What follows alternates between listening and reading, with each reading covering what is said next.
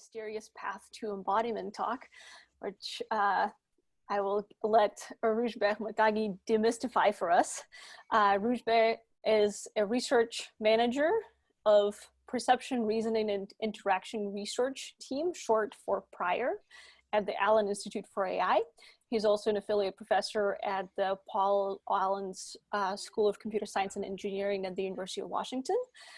Some of the well-known projects that came out of his team are the Roozbeh challenge that was announced at CVPR earlier this month that you might have heard about, and Project Thor, which is an open source platform that allows artificial agents to interact with simulated environments and scenes. So he has a lot of experience with simulation and synthetic data, and today he will share his wealth of knowledge around building these systems and using synthetic data. Hello, everyone. I hope everybody is well and safe. I'm going to talk about learning from simulation, and I will talk about why simulation is useful. I will talk about a simulator that we developed at AA2 and a number of projects that involve learning in that framework. But my focus today will be on embodied AI, meaning that there is an agent that interacts with the surrounding world and tries to learn from it. Just before I forget, feel free to interrupt me anytime, just unmute and ask your question. So it would be better to have an interactive session. Okay, so why simulation? Okay, most of the state-of-the-art learning algorithms require millions of iterations to learn something meaningful.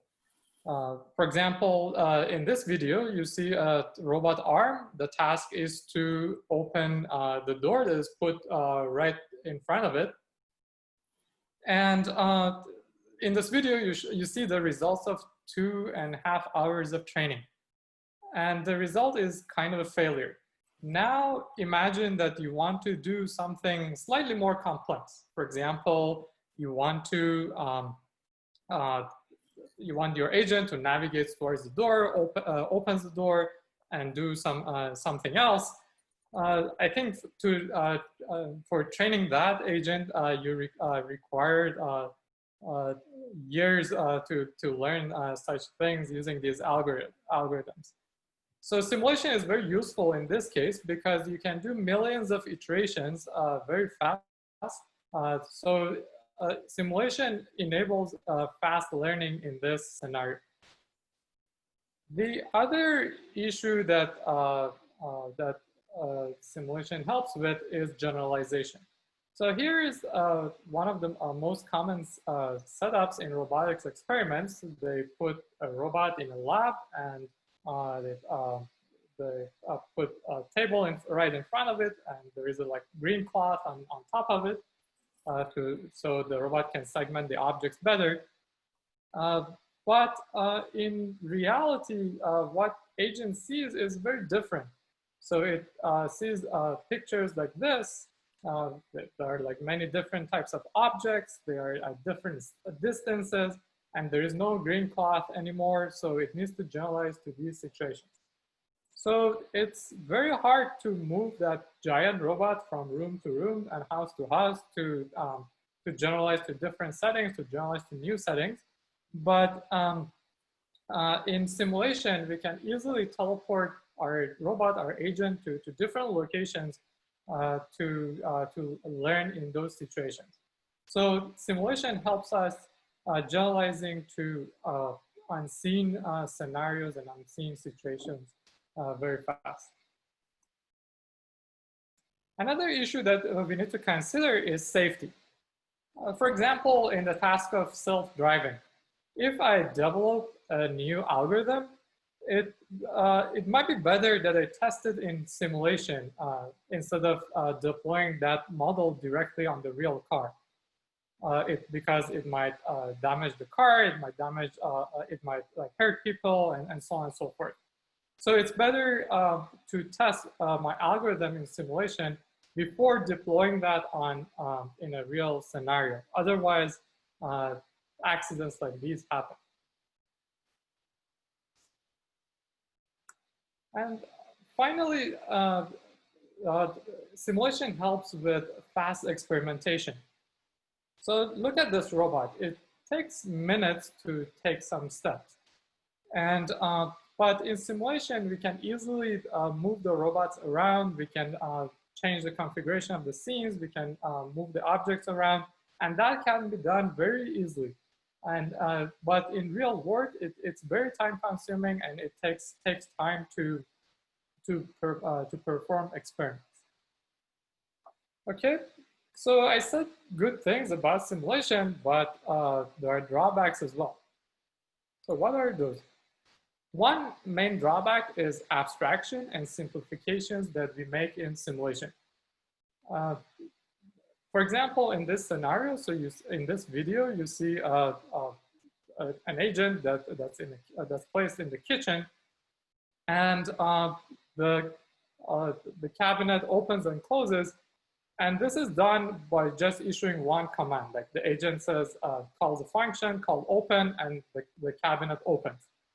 But in reality, it's not like that. So there is a robot that has an arm, and you need to plan the path for the arm, and you need to basically, it needs to grasp the handle, applies the right amount of force, and it's much more complicated than what's modeled in this simulation. So there are so these abstractions, these simplifications, basically causes a lot of troubles when we want to transfer our model from simulation to the real world. Another issue is under modeling. So in these images, so you see views of an apartment, and you also see the constructions in simulation. So the appearance statistics are very different in simulation and in the real world. For example, the fine details of the texture do not exist in simulation. We cannot really model the texture of the carpet perfectly, and not only for the discrepancy is not only for the appearance. We also observe that for the dynamics of the movement. For example, in reality, there is wheel slippage, there is carpet friction, and we cannot really model these artifacts, basically these parameters perfectly in simulation. So there is this gap between simulation and real, which is caused by under modeling. Okay, next I'm going to talk about the AI2 simulator. So this is a simulator that we developed at AI2. I think the effort started back in 2016, I guess, and now it's been about 4 years that we are working on this simulator. It has 4 types of scenes. It has bathrooms, it has bedrooms, kitchens, and living rooms. There are 120 scenes in this framework. The agent can basically, the robot or the virtual agent can move around and do some actions that I will show you later. But this is how we designed this, this framework. On the left side, you see a reference image. And on the right side, you see the equivalent of that reference image in Unity. We asked a 3D artist to design that scene in Unity. So, and we try to match the configuration as much as possible. So the object configuration is more or less similar, but there are some differences. For example, the ceilings are not like ceilings are different. The texture of the carpet is different, and so on and so forth. So these are some actions that that the agent can do. So I show a subset of them, but we can do more than this. So there are like navigation actions on off that you see here. It can turn on and turn off lights. It can apply forces to objects to move them around. It can pick up objects. It can extend the arm and manipulate the object, rotate the object, move the object from left to right, up and down, and forward and back. And it can drop the object and open and close microwaves, fridges, cabinets, and these types of objects, and many other actions that this agent can perform. So this is the overview of the system for the projects that I'm going to talk about today. So on the left side, there is this game engine, Unity, and so it does the rendering for us, and we get the images, we observe the images, we send the images to a neural network, which is shown on the right, and neural network decides about the actions of the agent based on the observed image, and sends the action back to the Unity game engine, and the simulator basically applies the action to the agent, and we see the next frame, and this loop repeats and repeats. So the first project I'm going to talk about is navigation. So what does that mean? So here we focus on the problem of object navigation. Sometimes people call it object nav. We are going to go from a random starting location to a target that is specified. So so you see here the top-down view of the environment. On top left, you see the starting location, and you see the egocentric view of the agent. It's an RGB image. And on the right, you see the expected location of the target, which is right in front of the TV. So the target that we are looking for here is a television, and the agent needs to make decisions only based on based on the egocentric observation. So we do not have any like top-down view or bird's-eye view of the scene, and the agent just needs to make decisions based on what it observes. And it succeeds if it basically at the end of the episode is facing the TV. So here's the model. I'm not going into the details. I want just to provide a brief overview of that. On the top left, you see the stream of images that the agent receives or the model receives, and it goes through a standard convolutional neural network. It's a ResNet in this case. And television is the word which is provided, which is basically the provided target that we should look for. And that also goes through the word embedding network. And at the bottom, we have this graph convolutional neural network that I will not talk about the details, but very briefly, it encodes spatial relationships between different types of objects. For example, a stove can be next to a fridge, and so on and so forth. So we use reinforcement learning, one type of reinforcement learning, to train this model. On the right, you see that so we learn a policy, we learn a value for this state, and we have an action sampler that samples the action based on the learned policy, sends the action to the environment, and this loop repeats until basically the episode ends. Either the agent fails or the agent observes the target and succeeds. So here's the result. In the beginning, it's just a random movement. The goal here is moving towards the sofa. As you see on top, we have used 10 millions of frames of training, and this is the result. And it's basically just random movements in the scene. After 50 millions of training, it gets a bit better, but you still observe some random actions. And finally, after 100 million frames, it learns to go towards the sofa directly. Also, there is another example here that shows that books are the targets here. And after 100 million frames of training, it learns to go towards books. Okay, so the next project I'm going to talk about is the Rsqrd project, which is action learning from realistic environments and directives. So, and is there any questions so far? I think there was a question from Hanging. Hanging, do you want to ask the question, or I can read it? Yeah, I think it was clear actually from the graphic you showed what algorithm you're using, right? Actor critic, but you didn't mention that, I think. Yes, yeah, we use A3C for training that model.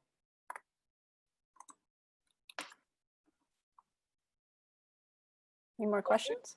Let's go on. Okay, cool. Okay, the next project I'm going to talk about is Alfred, and here is what we do. So on top, you see on top of the page, you see a high-level goal. The goal is rinse off a mug and place it in the coffee maker. Basically, we provide that high-level goal to the agent and ask the agent to perform that task.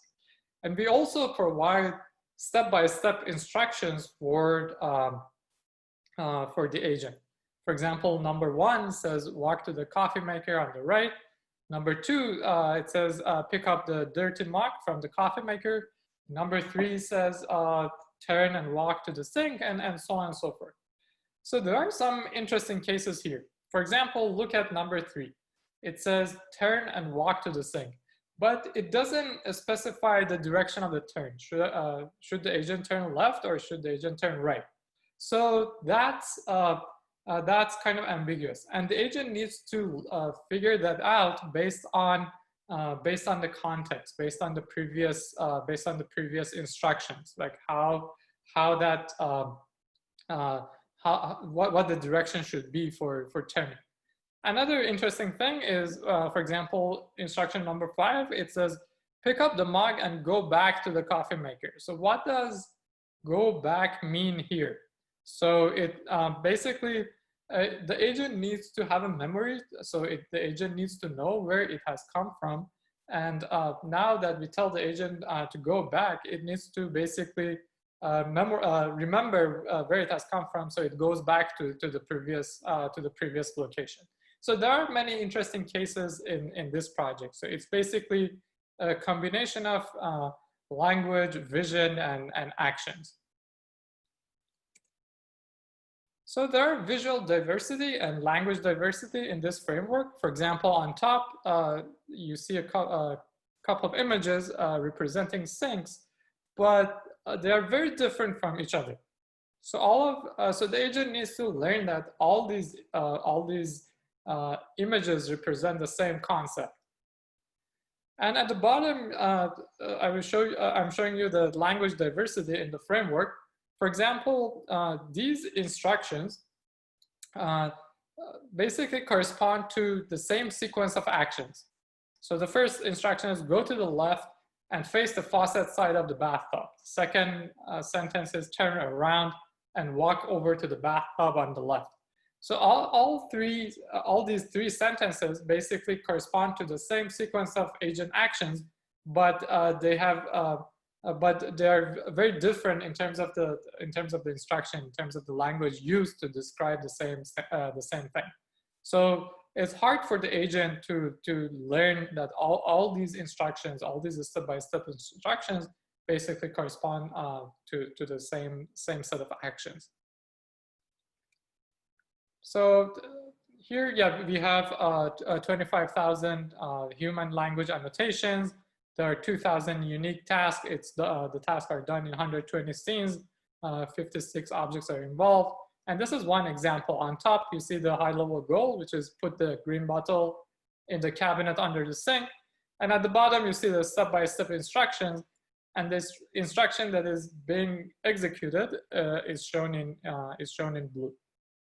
So this was one example that we have in this Alfred data set. Okay, so this is the very basic model that we use to solve this problem. And this is, I'm not going into the details, but I briefly describe what it does.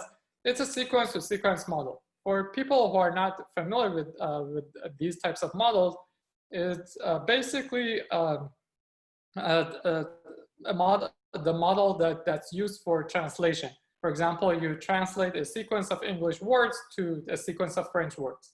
So here it's a similar thing. You have a sequence of instructions and you translate that to a sequence of agent actions. So it's basically the same model that we use. The input to this model is the current image, so the current observation of the agent, egocentric view of the world, and the output is the next. First is the next action, and the second output is the mask for the object it needs to interact with. So sometimes, for example, you need to interact with the microwave, the agent needs to predict a region and say, okay, so I want to interact with this region, and that region should represent the microwave. And on top here, the red blocks basically are the instructions. So we have a self-attention mechanism there, and the purple thing is the action, is the previous action taken by the agent. There is this blue network. It's a deconvolution network that basically generates the mask that I just talked about. Like basically, it generates a region that specifies the region that the agent wants to interact with.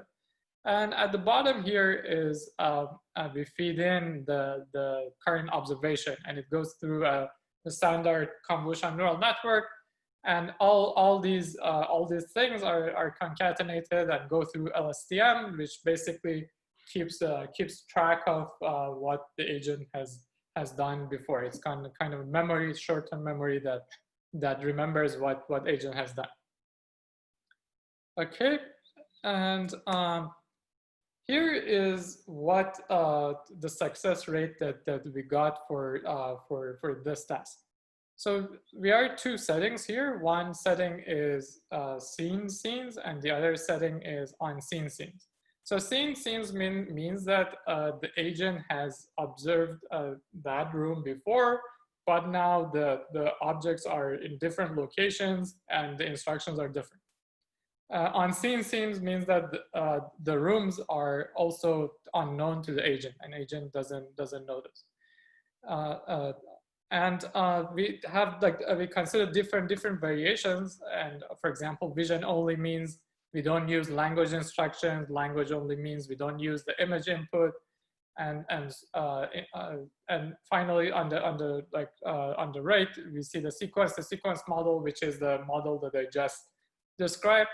And as you see here, the best performance that we got was 4%. And it shows that there is a lot of room for improvement. So you hear a lot of stories that we have reached human level performance in visual understanding. We have reached human level performance in language understanding, and so on and so forth. But all of those are false. And if you think otherwise, so we invite you to participate in our challenge. So that's the website for the challenge. You can upload your model. We will evaluate the models for you, and we will show you the results. There is a leaderboard, and if you finish on top of the leaderboard, there are cash prizes and so on. So, okay, so next project I'm going to talk about is RoboThor. Any questions so far?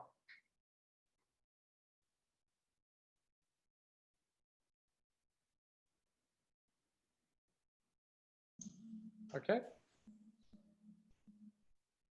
Yeah, can I ask a question? How much is the cash prize, by the way? So yeah, we have not decided about that yet. Okay. So I'm going to talk about the last part. It's a RoboThor framework.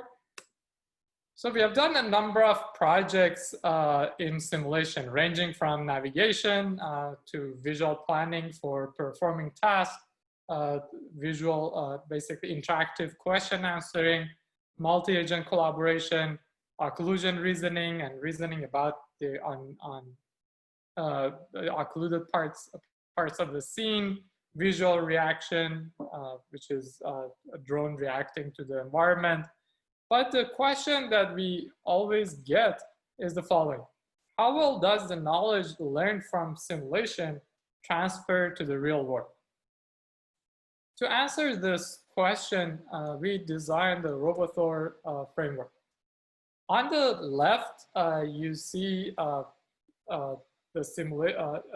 apartment in simulation, and on the right, you see the exact same apartment, but in the real world. So there are 89 apartments in total, And 14 of those apartments have counterparts in the physical, in the real world. As you see here, we try to make them as similar as possible, but there are still some differences. For example, same objects, the book that's shown in the middle. So they're kind of different from each other. And also the same for the actions. For example, the real robot, there's real slippage for the real robot. There's, but in simulation, there's everything is kind of perfect. So we try to introduce some noise, but the issue is that modeling the noise, modeling the real world noise is very difficult, and we cannot encode all those parameters in our simulator. But this framework allows us to answer that question. So we can train a model in simulation and test it on the real world on a set of identical scenes to see if our model generalizes to those situations. So these are the key features of RoboThor. First, it's a modular framework. We can shuffle around objects so to create new configurations. It's reconfigurable. We can easily move the walls around to create new apartments. And our simulation and real counterparts, you see some examples here, and that basically we try to make identical objects in simulation and the real world. And it's also accessible to all. Everybody can connect to this framework and perform the experiments. But due to the COVID situation, this part is not available. So we need to go back to the office to make it work. And the infrastructure is ready, just it needs maintenance. So for RoboThor, we used Locobot, which is an open source low-cost robot. It has RGB and depth sensors. It's accessible via HTTP. And we have the exact same robot in the simulator. And the most important thing is that we have identical API across simulation and the real world. Basically, we can train our model in simulation, and we deploy the exact same model on the real robot without any change, because the API is identical. Okay, so in the following videos, I show different aspects of RoboThor. These are the objects that we have in the framework. We have more than 600 unique object instances in this framework. So this is one of the training scenes. It consists of different types of objects, ranging from large furniture to small books, pen, and so on. So this is one of the scenes in simulation, and we have the exact counterpart in the real world, as you see here.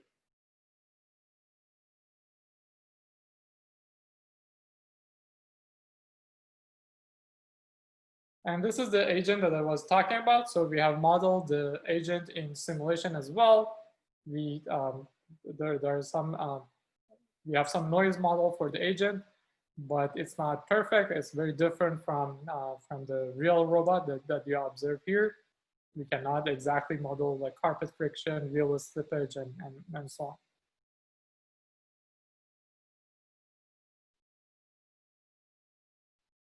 Okay, so we had a challenge at CVPR 2020, which happened a few weeks ago, but our leaderboard is still open. If you want to participate, feel free to do that.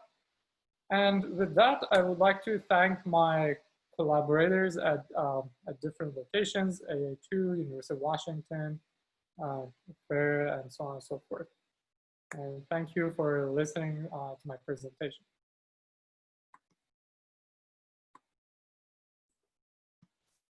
Incredible. Thank you, Roozbeh. Anybody has questions, feel free to jump in.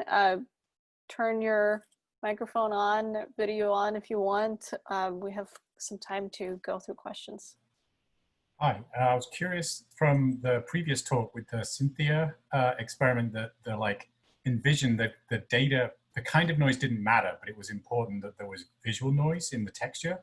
for things like the robot's wheel slippage, does it matter to simulate it, just that it has to deal with noise? Like, how important is how accurate that noise is, as opposed to just throwing a lot out of it and making it, force it to deal with it? Okay, so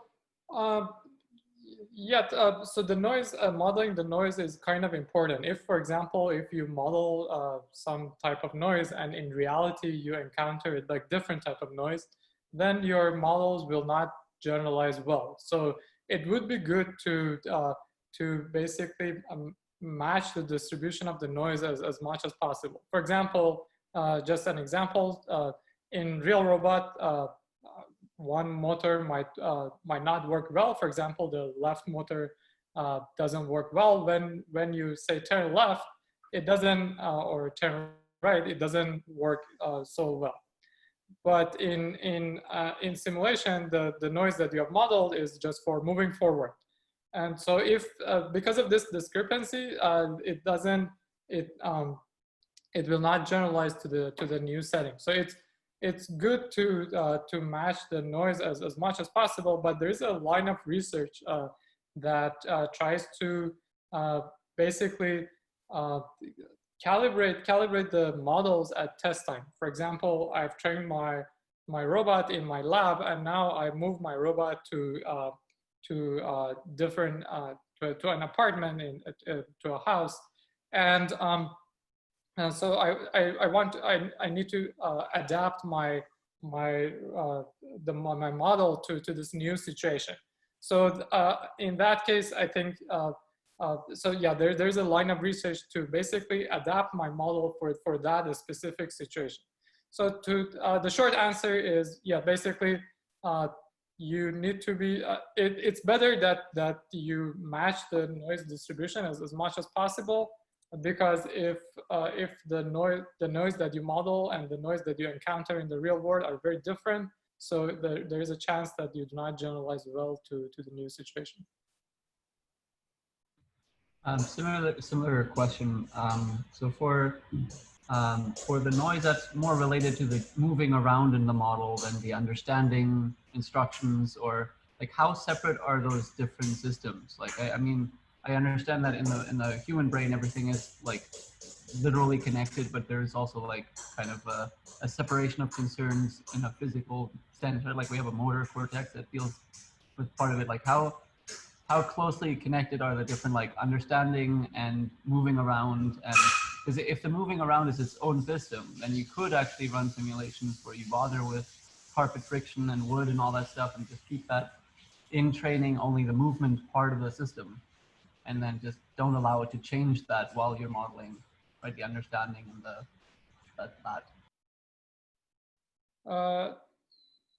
I'm not sure if I fully understood your question, but my understanding was that if basically noise in appearance is, the question is if noise in appearance related to noise in movement. Is that right? Or the question is if the understanding for how to move around is related to kind of the understanding of instructions, or the like the action and the language stuff that seems to be more important than training the robot how to move. Like he already knows how to move, basically, right? And it's like the images will update, and then he knows where he is and he can adjust to the noise, right? Like it's like the moving around seems like it's a separate system than the grabbing the cup or the, right? Like it seems like you should be able to, if you wanted to simulate carpet and make that system super robust for all that stuff, that could be done in a separate step. And then that way you don't have to have the additional computational intensity of running a simulation for carpet every time you want to run a simulation for cups. Yeah, that's right. I mean, we don't really know at this point like how the brain works exactly, but we don't know if like the movement is if the movement is like separate from the rest of the actions or not. So that these questions are still unanswered. But yeah, you're right. So you can like have a model that's like that perfectly knows how to navigate and how to move around, and basically you can you can have a like very robust model for navigation, but when you have instructions, so like you have language instructions, if it tells you, okay, go straight, then you invoke that navigation module that works perfectly and go straight. So there are so we don't really know if these are connected or not. But one thing I can tell is the appearance. What you observed is very related with what you do. These are basically actions and observations are related to each other. So I don't think there is like a separate process for visual understanding and separate process for doing actions in the brain. So they are kind of related to each other. Interesting, thank you.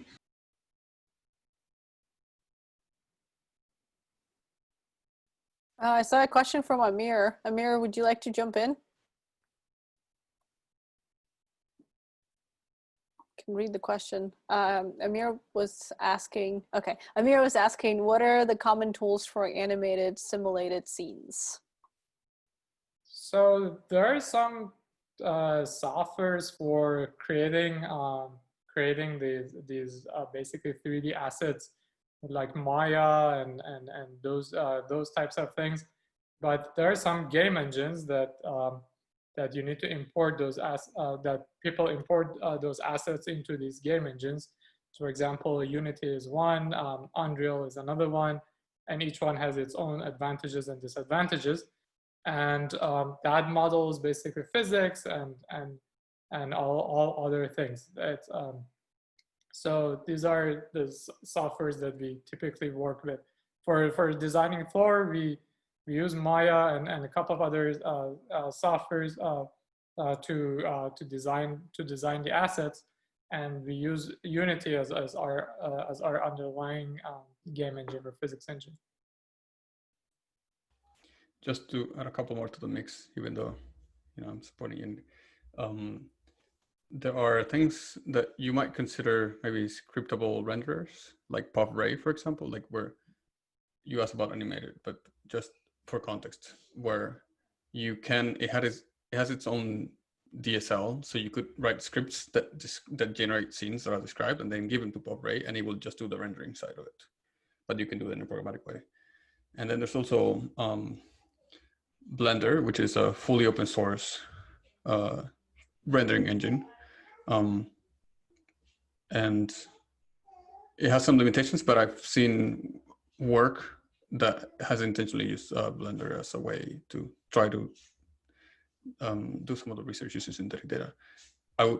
It lacks more on the rendering side in terms, is my understanding, in terms of like illumination algorithms and things like this. Yeah, and a little bit on the user interface, but it's available in the mix, and some people have used it in the research. Any tool for human movement synthesizer for data augmentation? Human movement, I've seen some work, but I don't remember now that, yeah, you can, probably some work at MPI. I think they have some work along this direction, but I don't exactly remember what framework they use or what they did exactly. I don't know off the top of my head either, to be honest. Like I'm aware of some mocap systems that I'm not sure if that's like that is typically used for animations and stuff like this. And then you could script those, which is what's typically used in the film and game industry.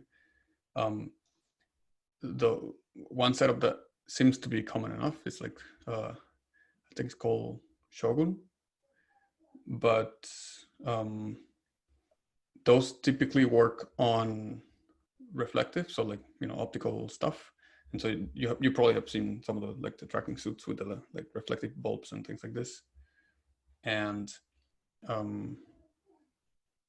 they're costly, and the other, so I don't know, you're talking like neighborhood of $100,000 to just start on a room regular size type of thing. And then they suffer from some occlusion limitations because it's purely optical.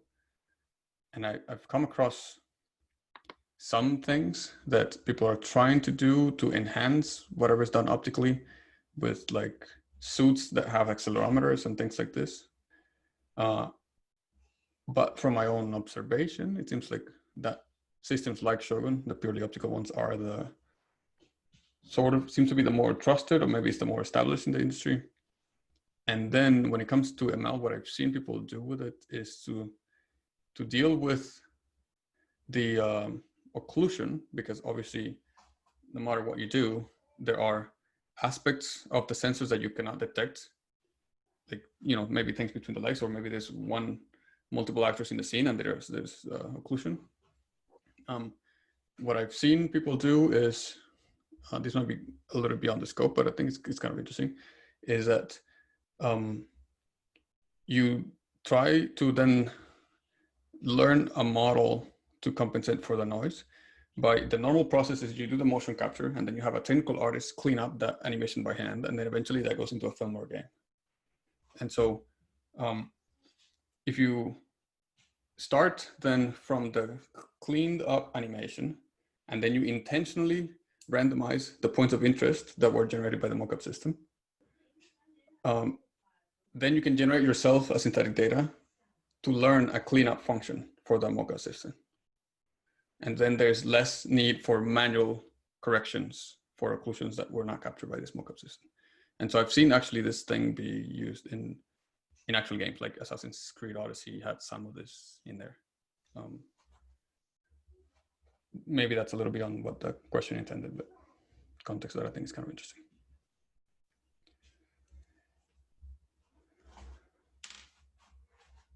Any more questions?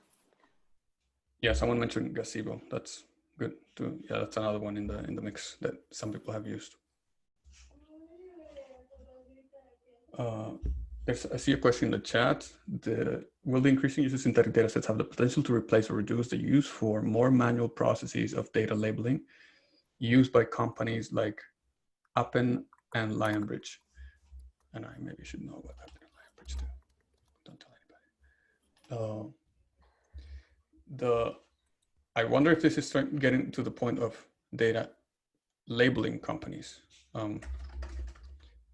Yeah, I think that's what it's about. And how much should I think there's a chance that, you know, there's some adaptation that will need to happen from multiple sides. We have seen an increase in the number of data labeling companies, but we have also seen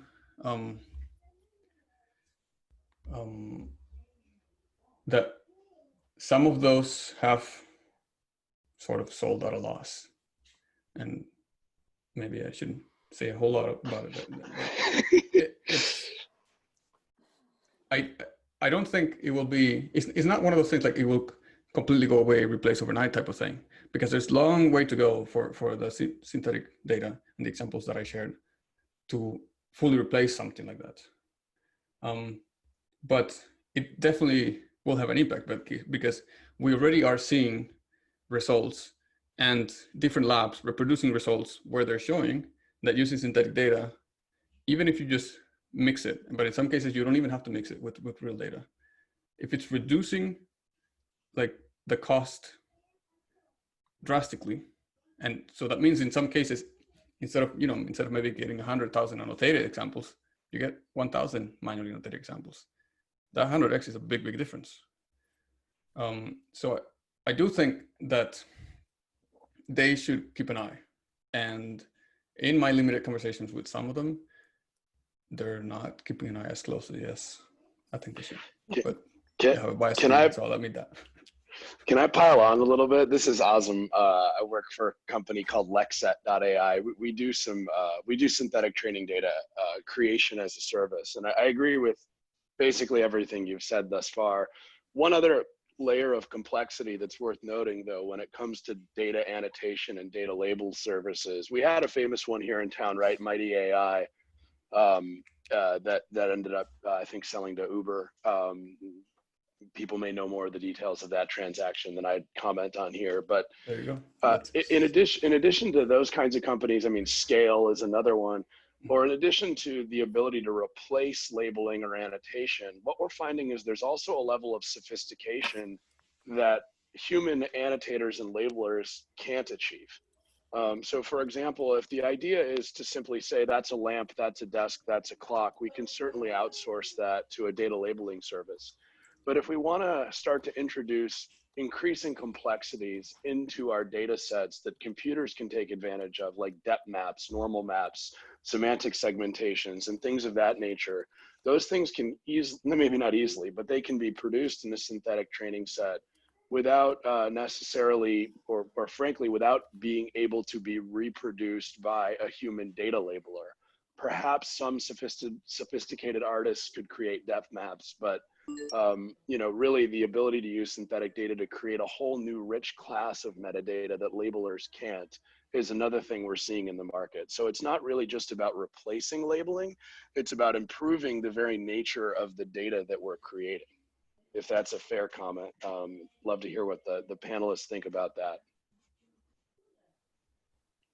Yeah, I agree with those observations. And I think we were implicitly referring to the same. Yeah, exactly. Yeah, I thanks. can also add on that, and by experience, in case of retail, imagine, for instance, having to label thousands of products, SKUs, and more key points for tracking, person tracking and everything. That's a Among Us task that is capable to be done in synthetic data in a matter of seconds and frames that no annotator, no label company can do it by hand in usable time and rentable time. Yeah, that's right. And I think that, sorry, I'm going to just say one more thing, which is, you know, I think that's especially important when you're training a model. If you want to iterate on your data set, the idea of iterating on a real world data set is basically a non-starter. You'd be talking about probably months to capture new data, label new data. With synthetic data sets, and I think Cesar hinted at this with showing some of the analytics that they're working on, you know, you can analyze the performance of a training data set and a model and then actually produce not only, you know, potentially now you would try training with a different model architecture, all of a sudden the world of creating new data sets or trying different distributions of synthetic data or infilling for certain biases that you're observing in your model can all be not only solved now with model architecture, but potentially by quickly and accurately rendering either new or replacement synthetic data to solve those problems. So that's another, I think, you know, real advantage that we're going to see here is the speed at which you can iterate. If you have to send it to a labeling company, you know, it takes a long time for people to look at data and label it. Yeah, I think that's actually a very important point, that it's easy to accidentally overlook. Like, you know, the 100 hours that it took us on 1,500 images, if you're working with a third party, of course your contract may vary and whatever, but sometimes it's like the whole procurement process and then send the data that way and then this contract, and like there's overhead in that process. And the quick loop enables things that would be impossible with manual data, like automating the randomization, for example. Maybe, now you allow an algorithm to influence how you're generating the data. Maybe I should add something here. So we need to be very careful about the artifacts of simulated data. So, so that if you generate data synthetically, so there might be some artifacts that, and these neural networks are really good at capturing these artifacts. And there is a chance that you train your model, it works perfectly on your synthetic data, but it might not really generalize to the real world just because of those artifacts. So we need to be, when we generate synthetic data, we need to be very careful. And another thing is that for depth and semantic segmentation and these types of things, probably we can generate like clean, noiseless data. But for some other things, like for example, I want to provide some annotations for like friction, for like bounciness and other properties that are not like really that our simulations are very different from the real world. These types of annotations might not be good enough for like higher level tasks, like tasks that require like higher level of reasoning, because sources of I mean, there are different sources of error, and error gets compound, and you end up with something which is very different from the real world. So we need to be a bit careful when we train when we collect data only in synthetic environments. Yeah, I mean, that's a good point, and we could even add, because we're on that topic, like for context, maybe many of you know this, but like there's the whole domain gap thing, right? You have a simulated domain and you have the real domain, and the distributions of the things that you see might differ. And so many people, specifically in this space, they call it the sim to real gap, and it's an entire group of people researching like how to close that gap. And there's a number of things that come up, some of which we have mentioned, some of which I have not yet mentioned. But so domain randomization is one of those, as and then ADR, which is a way of like, let's try to automate this. But then domain adaptation, which could be about adapting the model. So transfer learning kind of falls in that category, but also there's the idea of applying some kind of image translation model to the synthetic image and see if it can capture aspects that make it look more realistic. And so different like results vary. Anecdotally, what I've seen is that domain adaptation, even though like people tend to look at that first because it feels more intuitive, because it might require less of an understanding of like the game engine or something that ML practitioners are not familiar with, and it requires a GAN, which ML practitioners are more familiar with. Anecdotally, what I've seen is that from conversations with people at like, NVIDIA and some research labs and the Cynthia guys, etc., that doesn't seem to obviously work. There doesn't seem to be very low hanging fruit, at least for the space where they were trying it with, which is like semantic segmentation for the AVE space. But they're all like different techniques, and the whole point of closing that domain gap is an entire area of research, and we should not assume that sure just render it and then all your problems are solved. No, there are problems, and you have a different kind of challenges, and some of the research is still pending on it. I think that's there's the kind of a side chat happening in the chat. Roozbeh, do you want to talk a little bit more about the challenge and maybe some of the details and what happens post-COVID? Yeah, sure. So yeah, our initial plan was to train the models in simulator, and then we get the models from people, and or for example, like top 3 models, and run them on the real robot and report the results. But due to the stay-at-home order, so we couldn't go to the office to basically run the experiments, and we postponed that part of the real part of the challenge, and that happens sometime in the future. We don't know when yet. It depends on when we go back to the office. So, but we decided to run the challenge only in simulation. And the best performance that we got was about like 14% for one of the metrics that we had, which means that the problem is not solved yet, which was interesting. And the other, in the Robotor paper, we ran some experiments. We trained a model in simulation in one room, and we tested it on the exact same room, but in the real scenario. And we see a large performance drop when we move to the real world. And there are 2 issues here. So one was the appearance was very different. Like although the objects and like the design and everything were very similar, but the underlying distribution of these images were very different from each other. We did some analysis and showed that, and also the movement noise was also very different. For example, when you issue like a move forward command, it doesn't really move forward. It moves forward and rotates a bit, and that the error gets accumulated over time and causes some undesired behavior. So yeah, that was the story of the challenge. So we hope that we can hold the real challenge sometime soon.